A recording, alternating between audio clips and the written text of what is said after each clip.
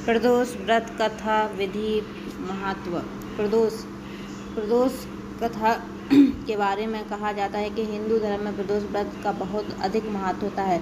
आज गुरु प्रदोष व्रत है। प्रदोष व्रत भगवान शंकर को समर्पित होता है। प्रदोष व्रत में विधि विधान से भगवान शंकर की पूजा अर्चना की जाती है। प्रदोष व्रत में व्रत कथा का पाठ अवश्य करना चाहिए। प्रदोष व्रत में प्रदोष काल में पूजा का बहुत अधिक महत्व होता है।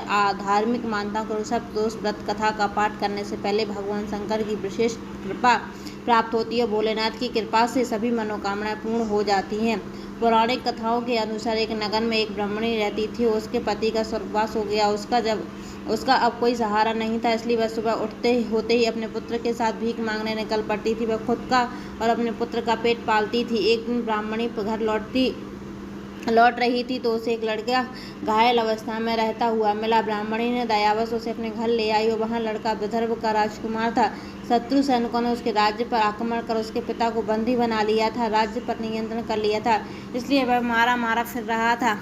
राजकुमार ब्राह्मण पुत्र के साथ ब्राह्मणी के घर में रहने लगा। एक दिन अंशुमति नामक एक गांधर्व कन्या से राजकुमार को देखा तो वह उस पर मोहित हो गई। अगले दिन अंशुमति अपनी माता पिता और राजकुमारी से मिलने आई तो उन्हें भी राजकुमार पसंद आ गया। कुछ दिनों बाद अंशुमति ने माता पिता शंकर भगवान के स्वप्न में आदेश दिया कि राजकुमार और अंशुमति का विवाह कर दिया जाए। वैसे ही किया गया। ब्राह्मणी प्रदोष व्रत करने के साथ ही भगवान शंकर की पूजा पाठ किया करती थी। प्रदोष व्रत के प्रभाव और गंधर्व राज की सेना की सहायता से राजकुमार के विदर्भ में शत्रुओं को खदेड़ दिया और पिता के साथ फिर से सुखपूर्वक रहने लगा।